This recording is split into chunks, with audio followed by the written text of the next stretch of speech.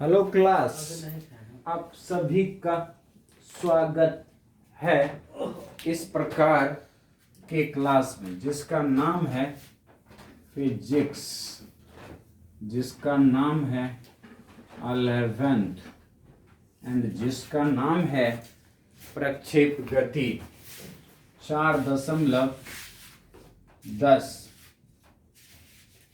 ठीक है, जिसका नाम है 4.10 और यह है प्रक्षेप गति, है ना। प्रक्षेप गति के पिछले वीडियोस में मैंने आपको कुछ समझाया था, एग्जाम्पल समझाया था। प्रक्षेप का जो है मैं वह आपको परिभाषा समझाया था। ठीक है, कोई दिक्कत? अब बच्चों जो इसमें करना है वो ये करना है कि कोई वस्तु जो है हमारा, जो आपसे सबसे अधिक बार करवाने वाला है ये करवाने वाला है कि ये हमारे पास x और y तल है। इसमें कोई जो हमारे पास वस्तु है वो विस्थापित हो रहा है r वेक्टर से। ठीक है ना। इस समय इसका जो है ना कोई वेग है जो कि v वेक्टर है। बोलिए, तो बच्चों यहाँ पे जो आपको करवाने वाला है वो ये करवाने वाला है कि अगर आप यहां से बच्चों, जब आप कोई प्रक्षेप गति को अध्ययन करने वाले हैं तो इस तरह से हुआ, किसी वस्तु को आपने फेंक दिया है, ये प्रक्षेप गति कर रहा है। बोलिए, इस तरह से क्या कर रहा है? ये प्रक्षेप गति कर रहा है ना। आपने दे दिया है इसको u वेग, u वेक्टर।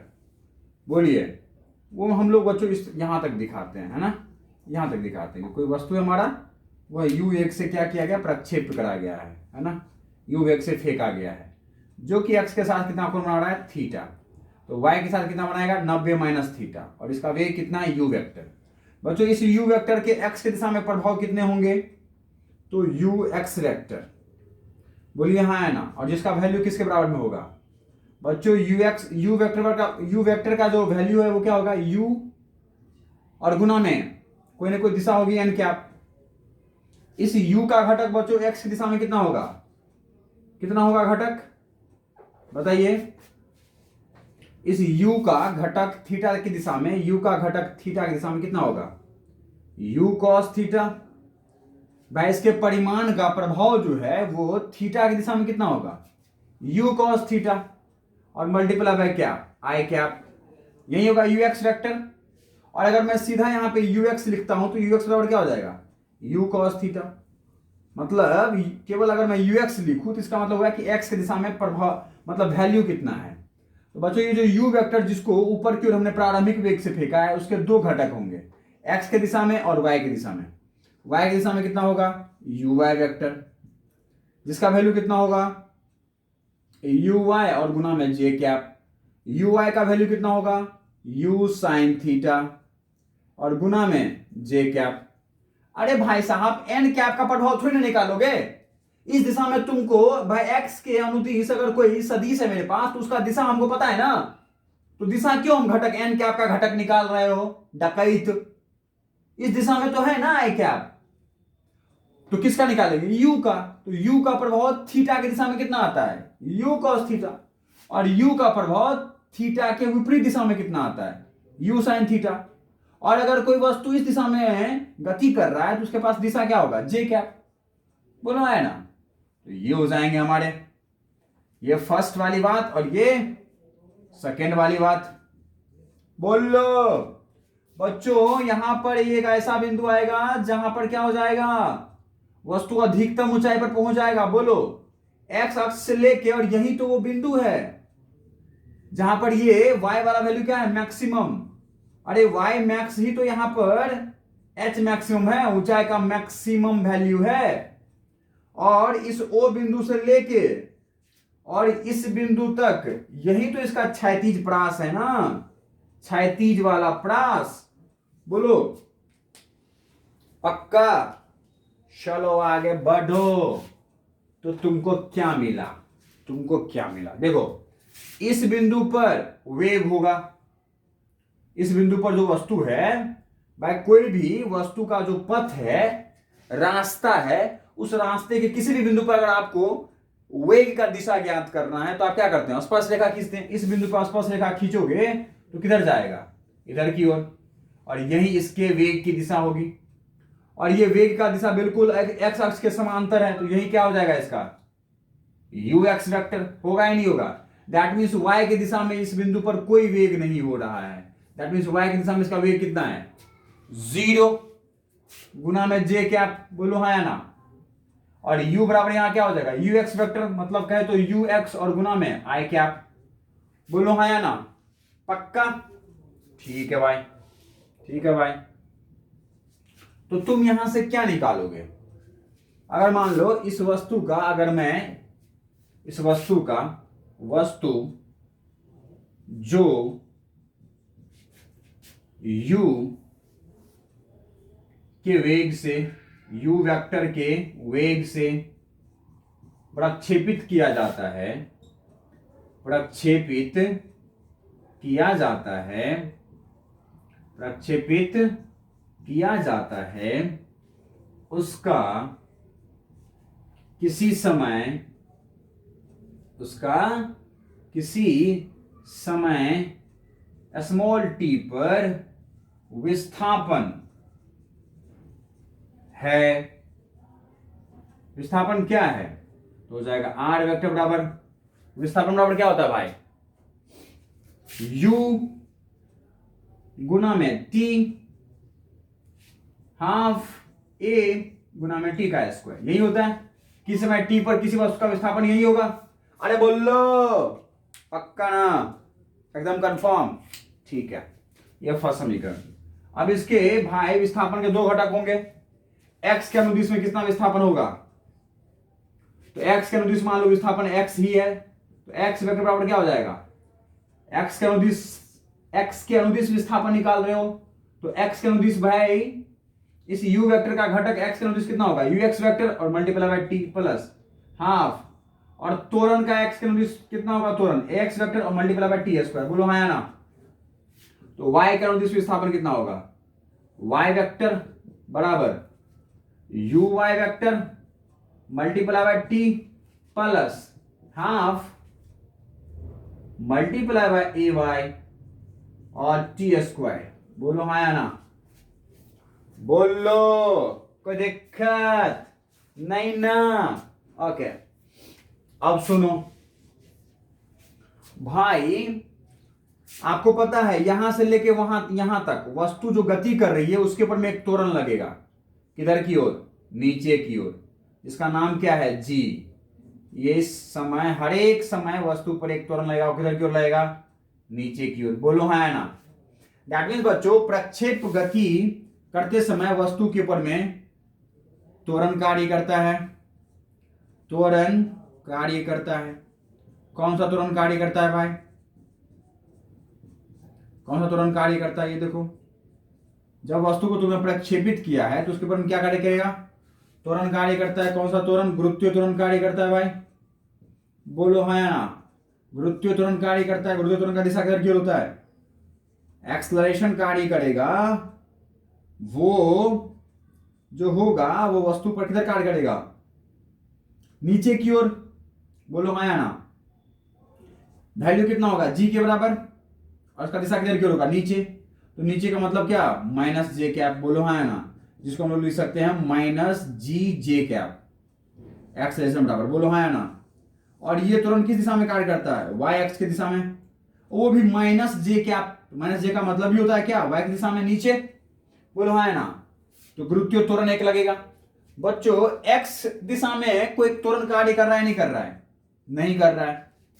एक्स, अगर किसी वस्तु को तुमने प्रक्षेपित किया है तो त्वरण कार्य करता है, किसके अनुदिश, y के अनुदिश, ये त्वरण होता है माइनस जी जे कैप, और x के अनुदिश त्वरण, x के अनुदिश त्वरण। तो भाई साहब, यहां से लेके यहां तक, एक बार वस्तु को फेंकने के बाद यहां से लेके यहां तक कोई बाह्य बल ऐसा नहीं लग रहा है जो इस वस्तु को आगे खींचता हो। एक गुरुत्वीय बल जरूर लग रहा है जो कि नीचे खींच रहा है वस्तु को, लेकिन आगे खींचने वाला कोई वस्तु नहीं है ना भाई, कोई बल तो ऐसा नहीं है ना जो आगे खींच रहा है इस वस्तु को। तो अगर आगे नहीं खींच रहा है दैट मीन्स आगे की ओर आगे लगने वाला बल बराबर 0। ये किधर, एक्स के अनुदिश, बोलो हाँ या ना भाई। बल बराबर में क्या होता है, द्रव्यमान और गुणा में त्वरण। किसके अनुदिश, एक्स के अनुदिश। तो भाई यहां से त्वरण बराबर क्या हो जाएगा, एक्स के अनुदिश, एफ एक्स वेक्टर और बटा में एम। मैंने क्या कहा, एक्स के अनुदिश कोई बल नहीं लगता है, मतलब 0 और बटा में एम। एम से भाग करोगे 0, कितना आएगा 0। मतलब एक्स के अनुदिश कोई भी त्वरण कार्य नहीं कर रहा है। बोलो 3 समीकरण, ये हो गया 4 समीकरण और ये हो गया 5 समीकरण। क्या इतनी बात समझ में आई आपको? आया? अगर आया तो 5 का प्रयोग करो 2 में। 5 को सेकेंड में प्रयोग करें। अगर ऐसा करते हैं तो बोलिए क्या मिलेगा, मिलेगा विस्थापन x वेक्टर बराबर यू एक्स वेक्टर अब मल्टीप्लाई बाय टी अब प्लस ए एक्स वेक्टर का वैल्यू कितना आया भाई, 0 ना। तो ये टर्म पूरा क्या बन गया, 0 ना। तो बोलो x वेक्टर बराबर क्या आया, u x vector multiply by t. अरे नहीं आया क्या, जल्दी से मुझे बोलो। x वेक्टर बराबर यू एक्स वेक्टर का वैल्यू तुमने निकाला था, यू एक्स वेक्टर बराबर में यू कॉस थीटा गुना i cap, u cos theta गुना में टी और गुना में आई कैप। बोलो आया ना। क्या x के अनुदिश किसी भी समय पर विस्थापन निकाल सकते हो? अरे बोल लो। ये समीकरण आपका टाइम पर निर्भर करता है नहीं करता है, कर तो रहा है। अलग अलग समय पर x के अनुदिश प्रक्षेप करता हुआ वस्तु का विस्थापन कितना होगा, ये हम लोग कौन समीकरण से ज्ञात करेंगे, छठा समीकरण से। भाई छठा नाम का समीकरण है। किसी समय t पर वस्तु का अगर x के अनुदिश विस्थापन ज्ञात करना हो तो उसका वैल्यू क्या निकलेगा, u cos थीटा गुना t गुना में आई कैप। अरे बोलो मजा आया क्या? चलो चलो भाई, अब क्या करो, 4 को जाके रखो थर्ड में, कहां पर, फोर्थ को थर्ड में रखें तो क्या आएगा भाई साहब, y बराबर यू वाई वेक्टर गुना में t प्लस हाफ गुना में ए वाई का वैल्यू क्या है भैया, माइनस जी जे कैप, माइनस जी गुना में जे कैप और गुना में टी स्क्वायर। अरे नहीं यार क्या, वाई गुना वेक्टर ना। अब वाई वेक्टर बराबर क्या आपके ये कैमरे में विजिबल है, बिल्कुल है, बराबर। बच्चों यू वाई वेक्टर वैल्यू क्या आया था, यू वाई गुना में जे कैप, मतलब यू साइन थीटा गुना में जे कैप। तो यू साइन थीटा और गुना में जे कैप और गुना में टी प्लस, बोलो ये माइनस को इधर गुना कर दें तो कर देते हैं ना, तो क्या आ जाएगा माइनस जी टी स्क्वायर और बटा में 2 और गुना में क्या जे कैप। बोलो हाँ या ना, बोलो को तकलीफ आ रही है। इस समीकरण का नाम क्या हो जाएगा, 7। बोलो सब समझ में आ रहा है, आ रहा है सर। आप समझाए और हमें नहीं आए, ऐसा कभी हुआ है क्या, ऐसा कभी हुआ है क्या, आप समझाओ मुझे नहीं आए तो ऐसा होता है क्या, हमने कहा नहीं, तुमने कहा बिल्कुल सर। नजर जिधर जिधर जाए सर उधर तो ही नजर आए सर, और फिर जो नजर आए तो समझ में सब कुछ आए सर। ठीक है भाई। बहुत हुआ नटखटपंती, आगे आओ। अब देखो भाई क्या कर रहे थे हम लोग, सातवें में छठा का कुछ बात ला के रखो। क्या बात ला के रखोगे, क्या बात रखोगे भाई, क्या ला के रखोगे? तो मैं लिखता हूं यहां पर सिक्स्थ से, किससे? सिक्स्थ समीकरण से। सिक्स समीकरण से पहले सिक्स समीकरण को लिख लो।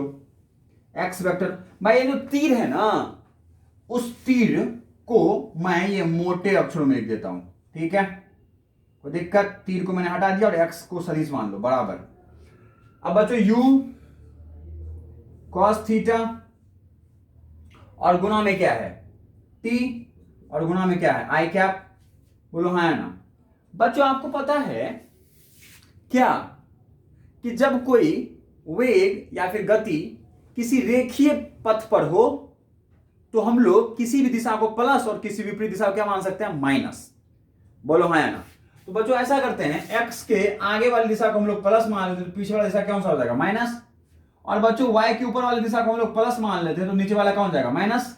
तो ये ध्यान रखना तुम, है ना? चलो भाई साहब, ये एक्स किधर है? आगे। बोलो हाँ या ना? तो आई कैप प्लस में आ जाएगा, तो आई कैप को हटा दो भैया। आई कैप का जो दिशा था उसको हमने किससे संकेत कर दिया? प्लस से। तो x बराबर में u cos थीटा गुना में t। भाई यहां से t निकाल लो, तो t बराबर क्या है यहां से? x और बटा में u cos थीटा। बोलो हाँ ना? ये तुम्हारा कौन सा समीकरण बन गया? 8। इस 8 को जाकर रखो साथ में, तो क्या आ जाएगा? y वेक्टर को भी तुम मोटे y से लिखो, बराबर बाय u sin थीटा। बोलो हाँ या ना? पक्का। और गुना में j कैप। भाई साहब j कैप का मतलब क्या हो गया? और प्लस है ना, तो प्लस j कैप का मतलब किधर? ऊपर की ओर। तो ऊपर का मतलब पीछे प्लस लगा दो, माइनस हाफ। भाई ये माइनस j कैप था ना? बोलो है ना? तो j कैप माइनस का मतलब क्या? नीचे, तो नीचे माइनस में। बोलो है ना? तो माइनस लगा हुआ है, तो चलो आ जाओ, हाफ g और गुना में क्या? T square. यही लिखा हुआ है। और u sin थीटा गुना में t लिखना भूल गए तुम लोग बच्चों, है ना? यहां पर साइन नहीं समझ में आई? अरे जे कैप है ना, जे कैप को हमने प्लस मान लिया और जे कैप के नीचे वाली दिशा को माइनस से मान लिया, तो ये माइनस इसी का आया है। बोलो है ना? पक्का।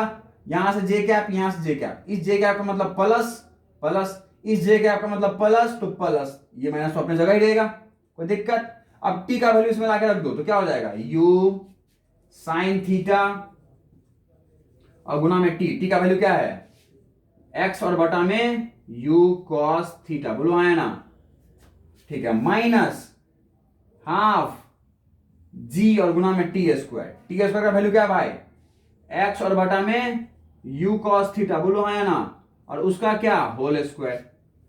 तो बच्चों यहां से y बराबर क्या आ जाएगा तुम्हारा? u साइन थीटा और बटा में u cos थीटा। u से u कैंसिल और साइन थीटा बटा cos थीटा क्या बन जाएगा? टेन थीटा, मतलब कहे तो x टेन थीटा। बोलो है ना? Minus half. और बच्चों यहां से क्या हो गया?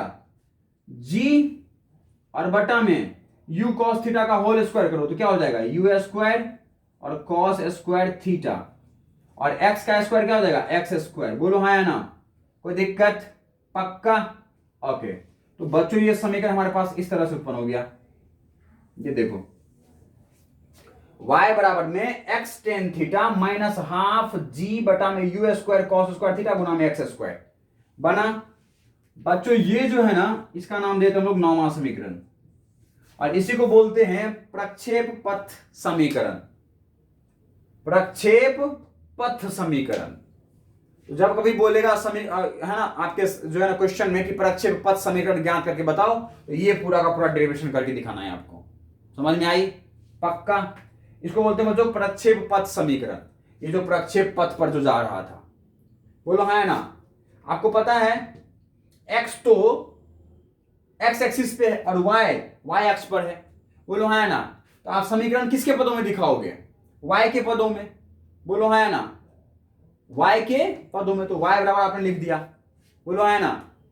अब बच्चों ये किसका समीकरण मैंने बोला? प्रक्षेप पथ का समीकरण। जो प्रक्षेप गति कर रहा है वस्तु, उसके जो रास्ते हैं वो रास्ता कैसा होगा, तो उसका समीकरण क्या होगा? ये। ठीक है? अब बच्चों देखो, एक बार तुमने किसी थीटा पर किसी वस्तु को फेंक दिया तो ये गति करते समय क्या ये थीटा बदलेगा कभी? नहीं ना, तो थीटा कांस्टेंट रहेगा। बोलो है ना बच्चों? एक प्रारंभिक वेग से जो तुमने फेंक दिया वो क्या गति के समय कभी चेंज होगा? नहीं ना, तो मतलब थीटा यू जी, है ना, थीटा यू और जी बच्चों इस समीकरण में क्या है? नियतांक है। बोलो है ना, बोलो है ना। तो बच्चों यहां पर टेन थीटा का नाम मैं क्या देता हूं? ए, और यहां पर 1/2 जी बटा में you square cos square theta का नाम मैं क्या देता हूं? बी। इस पूरे का 1/2 से लेकर के और यहां तक का इसका नाम मैं क्या देता हूं? बी। तो इसको क्या लिख पाओगे तुम? y बराबर में ए और गुणा में एक्स, ए एक्स प्लस इस पूरे का नाम तुमने दे दिया क्या? बी। तो यहां पे आ जाएगा माइनस बी एक्स स्क्वायर। बोलो आया ना बच्चों? यह जो समीकरण है ना, ये जो y बराबर में A x minus B x square, ये समीकरण किसके प्रारूप का है? किसके रूप का है? वह है बच्चों, यह किसके रूप का आपको लग रहा है समीकरण? तो ये बच्चों परवलय का समीकरण है। किसका है? परवलय। जिस तरह से वृत्त नाम होता है, सरल रेखा होता है, सरल रेखा समीकरण आपने सुना है मैथ्स में, उसी तरह से बच्चों परवलय का, ठीक है, किसका? परवलय का समीकरण होता है। पाराबोला जिसको बोलते हैं मैथ्स वाले, पाराबोला का नाम सुना होगा, है ना, पाराबोला। ठीक है, तो बच्चों ये जो प्रक्षेप पथ है, जब कोई वस्तु प्रक्षेप पथ पर या प्रक्षेप गति करता है तो उसके जो प्रक्षेप पथ हैं, ये जो पथ, पथ का मतलब रास्ता, गति करते समय जो ये उत्पन्न किया रास्ता उसको हम लोग प्रक्षेप पथ बोलते हैं। तो बच्चों ये प्रक्षेप पथ किस आकृति का होता है, किस स्वरूप का होता है? तो परवलयकार होता है, परवलयकार होता है। याद रहेगा, पाराबोलिक होता है। कैसा होता है? पाराबोलिक। कोई दिक्कत? ये भी आपको इसमें लिखना है। समझ में आई बात? समझ में आई? चलिए, बहुत कुछ कर दिया मैंने इस पर। इसको मैं क्या करता हूं? मिटाता हूं, है ना, इसको मैं मिटाता हूं। बस वेट कीजिए थोड़ी देर, कहीं जाइएगा मत। जस्ट हम इसको मिटा लें, फिर हम लोग और कुछ भी करेंगे। प्रक्षेप पथ का समीकरण आ चुका है मार्केट में बच्चों। दोबारा से वीडियोस को देखिए, समझिए और अच्छे से सीख लीजिए। ठीक है ना? अच्छे से क्या कीजिए? सीख लीजिए, काम आएंगे आपके। ओके, चलिए आगे बढ़ते हैं हम लोग। आगे बढ़ेंगे बच्चों। प्रक्षेप पथ का जो समीकरण है वो आप अच्छे से सीख लीजिएगा, है ना, छोड़िएगा मत। बहुत काम की चीज है ये। एग्जाम में सीधा का सीधा क्वेश्चन इसी से आने वाला है ना, तो खूब अच्छे से देख लीजिएगा। आप इसको छोड़िएगा मत, छोड़ के मत जाइएगा। एग्जाम में यही आने वाले हैं आपके। एग्जाम में लगने वाली ना, ये एकदम निश्चित आने ही आने वाला है। ठीक है, एग्जाम के पिछली रात ये डेरिवेशन खत्म हुआ है, खूब अच्छे से करके जाइए, कल एग्जाम में आएगा ही आएगा। समझ रहे ना? एकदम अच्छे से परफॉर्म करके जाइएगा इस समीकरण को, एकदम कंफर्म आएगा ही आएगा। ठीक है, यस, हाँ बच्चों, हाँ बोल रहा हूं ना, आएगा ही आएगा। ठीक है, चलो चलो भाई, चलो चलो आगे चलते हैं।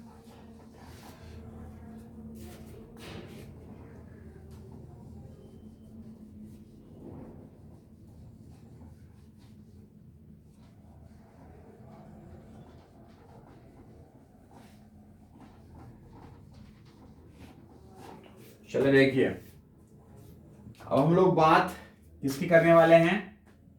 अब करने वाले हैं, तो प्रक्षेप पथ समीकरण आपको मिल गया। अब बच्चों वह या फिर वस्तु जो प्रक्षेप गति करता है, गति करता है, उससे संबंधित, ठीक है, निम्न उससे संबंधित निम्न पदों को ज्ञात करते हैं। निम्न पदों को ज्ञात करते हैं, ठीक है ना। सबसे पहला क्या है, वो है बच्चों, तो सबसे पहला है वो है हमारा अधिकतम ऊंचाई। कौन सा ऊंचाई? अधिकतम ऊंचाई, ठीक है, अधिकतम ऊंचाई, ठीक है, अधिकतम ऊंचाई। ओके, इसको ना ज्ञात करके हम लोग बच्चों सबसे पहले ज्ञात करते हैं उड्डयन काल। कौन सा? उड्डयन काल, ठीक है, उड्डयन काल, ठीक है, जिसको हम लोग बच्चों यहां पर दिखाने वाले हैं स्मॉल टी से, ठीक है। देखिएगा बच्चों, जब वस्तु आप देखे थे प्रक्षेप पथ के जो है ना समीकरण में, मतलब पथ पर क्या देखे थे कि जब वस्तु इस बिंदु पर पहुंचती है तो उसका केवल x के अनुदिश वेग होता है, y के अनुदिश वेग कितना हो जाता है? 0। बोलिए हाँ है ना। तो न्यूटन के गति का प्रथम समीकरण, न्यूटन की गति का प्रथम समीकरण से बताइए y के अनुदिश वेग क्या हो जाएगा? अंतिम वेग बराबर में प्रारंभिक वेग किसके अनुदिश? y के अनुदिश। बच्चों यहां पर जिसका वेग लिख रहे हो ना, जिस घटक में, अगर y के अनुदिश यहां लिख दिया तुमने तो यहां पर भी y ही लिखो, x मत लिख देना। vy बराबर में uy प्लस v बराबर में u प्लस at, तो भाई ay और गुना में क्या? t। बोलो हाँ या ना। भाई y इस बिंदु पर y का जो वेग है बच्चों, हम लोग कहां से कहां तक अभी देख रहे हैं, इस a बिंदु से लेके b बिंदु तक के गति को हम लोग एब्जॉर्ब कर रहे हैं, ठीक है। हम लोग कहां से कहां जा रहे हैं अभी? यहां से लेके यहां तक इसका टाइम निकाल रहे हैं। मान लो ये t1 निकाल रहे हैं, ठीक है, तो ये t1 टाइम लेता है, समझ में आई। तो यहां पर अंतिम वेग कितना है? vy। इस समय प्रारंभिक वेग कितना था y की दिशा में? वो था uy। अरे बोल लो, ये u वेक्टर से फेंका गया प्रारंभिक वेग, तो प्रारंभिक वेग x की दिशा में कितना था? ux वेक्टर, और प्रारंभिक वेग y की दिशा में कितना था? uy vector. बोलो है ना। तो बच्चों यहां से लेकर यहां तक हम लोग किसी वस्तु के गति को देख रहे हैं, तो y के अनुदिश वेग क्या हो जाएगा? vy वेक्टर बराबर में uy vector plus ay vector गुना में t1। बोलो है ना। तो बच्चों बताओ b बिंदु पर अंतिम वेग कितना है? 0। प्रारंभिक वेग y के अनुदिश कितना था इस प्रारंभिक बिंदु पर? वो था uy वेक्टर, और uy वेक्टर का वैल्यू क्या हो जाएगा बच्चों? u sine theta. बोलो है ना। और ऊपर की दिशा किसे ले रहे हैं? प्लस में, इसको प्लस मान लो, तो u sine theta plus ay। अरे बच्चों यहां से लेके यहां तक त्वरण लगेगा, वो किधर क्यों लगेगा? नीचे। उसका वैल्यू कितना होगा? -g और मल्टीप्लाई बाय t1। बोलो है ना। बच्चों ये जो गुरुत्वीय त्वरण है वो क्या रहता है? प्रक्षेप पथ के सभी बिंदु पर, प्रक्षेप पथ के सभी बिंदु पर क्या रहता है? नियत रहता है। प्रक्षेप पथ के सभी बिंदु पर क्या होता है? ये नियत होता है, नियत होता है ये त्वरण। नियत का मतलब बिल्कुल एक समान रहता है। आपको पता है हर एक बिंदु पर उसका जो है वैल्यू वो कितना होगा? 10 मीटर पर सेकेंड स्क्वायर। बोलिए हाँ है ना। तो ये तो इसका मैग्नीट्यूड हो गया। और दिशा किधर होता है? हमेशा नीचे की ओर। तो दिशा भी हमेशा भाई एक ही जैसा रहता है, वैल्यू भी हमेशा एक जैसा रहता है। तो ये जो गुरुत्वीय त्वरण है बच्चों, वो प्रक्षेप पथ के सभी बिंदु पर क्या रहता है? नियत होता है। कौन? गुरुत्वीय त्वरण। बच्चों ये जो जी है वो क्या होता है? प्रक्षेप पथ के सभी बिंदु पर नियत होता है। चलो आ जाओ, अब यहां आ जाओ।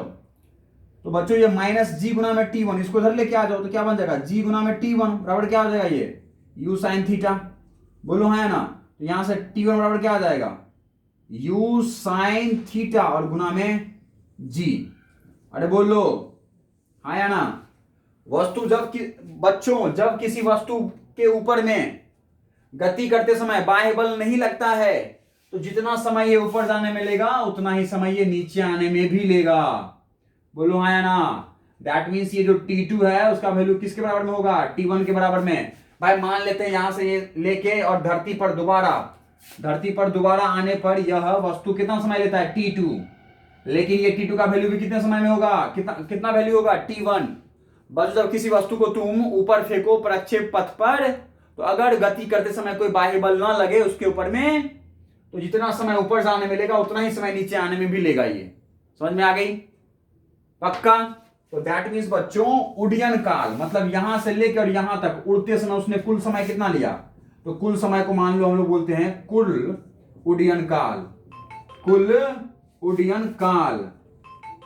को कैपिटल टी से दिखाया। तो कैपिटल टी बराबर क्या होगा, स्मॉल t1 और प्लस ये T2 का वैल्यू भी क्या होगा बच्चों, T1 का वैल्यू कितना है, u sin थीटा बटा में g।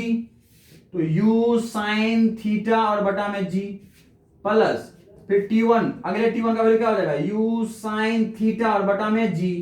तो मतलब क्या हो गया, 2u sin थीटा बटा में g। बोलो हाँ या ना। तो बच्चों ये उड्डयन काल का जो है ये डेरिवेशन था। अरे ये उड्डयन काल का डेरिवेशन था, कल एग्जाम में पूछने वाला है। और याद भी रखना इस समीकरण को, उड्डयन काल का फॉर्मूला कितना था बच्चों, 2u sin थीटा बटा में g। ये सीधा क्वेश्चन आएगा, न्यूमेरिकल भी आएगा, वेग दिया रहेगा, थीटा दिया रहेगा, उड्डयन काल पूछ लेगा, या उड्डयन काल दिया रहेगा, थीटा दिया रहेगा, u पूछ लेगा, या फिर u दिया रहेगा, t दिया रहेगा और थीटा पूछ लेगा। जल्दी से याद कर लो, प्रक्षेप पथ पर गति करते समय वस्तु का उड्डयन काल कितना होता है, 2u sin थीटा बटा में g। अरे नहीं आया क्या, पक्का आ गया, एकदम कंफर्म आ गया। चलो आ जाओ, आगे बढ़ो, आ गया ना, चलो आगे आ जाओ, आगे आ जाए, पक्का। चलो बच्चों देखो, अब देखो, अब हम लोग निकालते हैं क्या, क्षैतिज परास। क्या निकालते हैं बच्चों, हम लोग क्या निकालते हैं, क्षैतिज परास। भाई क्षैतिज परास का मतलब क्या हुआ, क्षैतिज दूरी निकालना है। यही तो है भाई, इस बिंदु से लेके इस बिंदु तक के बीच की दूरी। तो ये कौन सी दूरी होगी, ये r होगी, और r बराबर क्या होगा, x ही तो दूरी है भाई, यहां से लेके यहां तक x की दिशा में तो दूरी है। तो क्षैतिज परास बराबर क्या हो जाएगा, x। भाई न्यूटन के गति का द्वितीय समीकरण लगाएंगे तो हो जाएगा x बराबर में u कौन सा, तो भाई x निकाल रहे हो तो ux गुना में t प्लस हाफ और गुना में क्या ax और गुना में क्या t स्क्वायर। अरे बोलो हाँ ना, पक्का। x को ही तुम r बोल रहे हो, बराबर ux का मतलब क्या, u cos थीटा, बोलो हाँ ना, और मल्टीप्लाई बाय t। और भाई x का वैल्यू पहले बता चुका था कितना होता है, 0। तो ये टर्म क्या हो गया, 0। बोलो हाँ ना, पक्का। ओके भाई, यहां से लेके यहां तक कुल समय कितना लिया था, ये t कौन सा है, यहां से लेके यहां तक वस्तु के द्वारा उड़ने में लिया गया समय। इस स्मॉल टी के बदले मैं यहां पे क्या लिखना पसंद करूंगा बच्चों, कैपिटल टी। बोलो हाँ या ना। यहां से लेके यहां तक वस्तु, यहां से लेके वहां तक वस्तु जब पहुंचा तो कितना समय लिया, कैपिटल टी। बोलो हाँ या ना। हाँ भाई, इस बिंदु से लेके और इस बिंदु तक वस्तु कितने देर बाद पहुंचा, कैपिटल टी के बाद ना। यही तो है इसका उड्डयन काल, जितना देर तक उड़ा उतना देर तक ये ए से बी तक में पहुंच गया, उतने ही समय में। तो ये आ गया, दैट मींस कैपिटल टी का वैल्यू जाके उसमें रखो, तो r बराबर में आ जाएगा क्या, u cos थीटा और गुना में क्या 2u sin थीटा और मल्टीपल और बटा में क्या g। बोलो हाँ या ना बच्चों। क्या मैं इसको ऐसे लिख सकता हूं, u गुना में u क्या हो जाएगा, u स्क्वायर। बोलो हाँ या ना। क्या मैं इसको ऐसे लिख सकता हूं, 2 sin थीटा और गुना में क्या cos थीटा और बटा में क्या g। भाई जो मैथ्स वाले हैं उसको त्रिकोणमिति का ये फॉर्मूला आता होगा, 2 sin थीटा और गुना में cos थीटा कितना होता है, sin 2 थीटा। तो हो जाएगा u स्क्वायर sin 2 थीटा और बटा में g। ये लो, क्षैतिज परास का डेरिवेशन भी हो गया, खत्म। अरे बोलो यहां से यहां तक समझ में आई।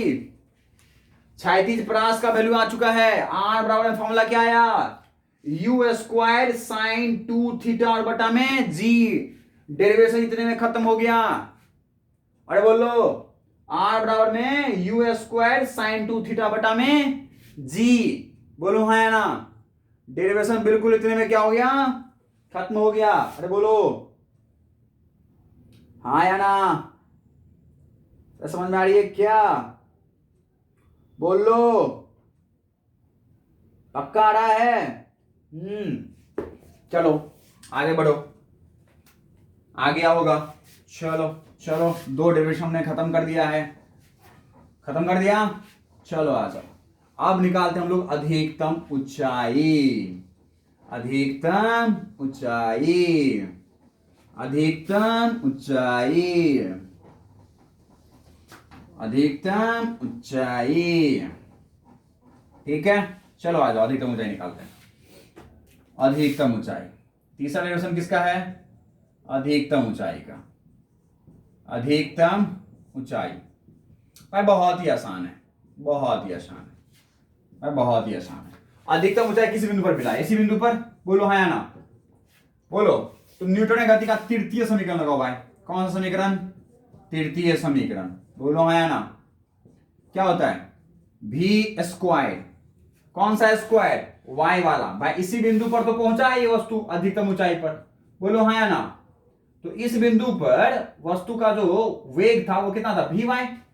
तो vy वेक्टर बराबर, और उसका स्क्वायर लिखना है ना भाई।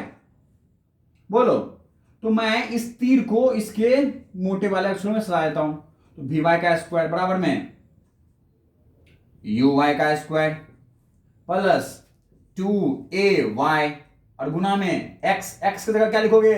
h, या फिर y लिख दो भाई। और y कौन सा? y maximum. भाई यहां से लेके यहां तक विस्थापन कितना हुआ है? h मैक्सिमम, y के दिशा में। अरे नहीं y क्या? हाँ, तो आ जाओ। vy, भाई इस बिंदु पर y vy क्या है? 0, 0 का स्क्वायर बराबर में। बोलो, यहां से लेके यहां तक जो वस्तु जा रहा था तो प्रारंभिक वेग y की दिशा में कितना था? u sine theta. बोलो हाँ ना, और उसका क्या है? Square plus 2। भाई ए वाई किधर होता है? नीचे, तो माइनस जी। और y मैक्सिमम यही तो निकालना है भाई। y मैक्सिमम का मतलब क्या हो गया? h maximum. भाई जो अधिकतम ऊंचाई है उसको किसे दिखाओगे? h मैक्स से। कुल उड्डयन काल था उसको किसे दिखाए थे? कैपिटल टी से। क्षैतिज प्रयास था उसको किसे दिखाए थे? कैपिटल आर से। इस संकेतों को याद रखना। चलो आ जाओ यहां से, यही तो तुम्हें निकालना है। तो ये माइनस में भी आ गया, इसको इधर लेके आ जाओ तो क्या हो जाएगा? 2gh मैक्स बराबर में ये क्या हो जाएगा? इसका पूरा स्क्वायर कर दो, u स्क्वायर और साइन स्क्वायर थीटा। बोलो हाँ ना। अब यहां से h मैक्स बराबर क्या आ जाएगा? h मैक्स बराबर आ जाएगा u square sine square theta, और बटा में क्या? 2g। अरे याद कर लो, ये फॉर्मूला भी बहुत काम का चीज है भाई। h मैक्सिमम बराबर में u square sine square theta और बटा में 2g। डेरिवेशन इतने में खत्म है भाई, कर देना अगर आ जाए एग्जाम में तो। और अगर तुम्हें h मैक्सिमम पूछे तो यहां से निकाल लेना। फॉर्मूला तुमने याद कर लिया क्या? मैं लिख दूं? चलो मैं लिख देता हूं। चलो भाई साहब, मैं क्या करता हूं? लिख देता हूं, ठीक है। चलो आ जाओ, मैं तीनों फॉर्मूले को एक साथ लिख देता हूं, ठीक है। चिंता मत करो, मैं तीनों फॉर्मूले को जो है वह एक साथ लिख देता हूं, ठीक है। चिंता मत करना भाई साहब, चिंता मत करना तुम लोग, ठीक है ना। अपन अभी अभी तुमको दिखाता है। तीनों समीकरण एक साथ लिख दो। पहला समीकरण कैपिटल टी बराबर में 2u साइन थीटा और बटा में g। दूसरा समीकरण कैपिटल आर बराबर में क्या निकला है? u स्क्वायर साइन 2 थीटा और बटा में g। और तीसरा समीकरण h मैक्सिमम बराबर में क्या निकला है? u square sine square theta और बटा में 2g। अरे निकला है क्या भाई साहब? ये 3 फॉर्मूले याद कर लो, बहुत काम की चीज है। डेरिवेशन देख लिया तुमने, दोबारा वीडियो को प्ले कर करके देख लो। प्रक्षेप पथ समीकरण कैसे निकालता है वो दोबारा कर करके देख लो। ओके, आ जाएगी, निश्चित आ जाएगी, पक्का आ जाएगा, एकदम कंफर्म। चलो तो थैंक यू, इसको देखो, फिर फिर मिलते हैं नेक्स्ट वीडियो में।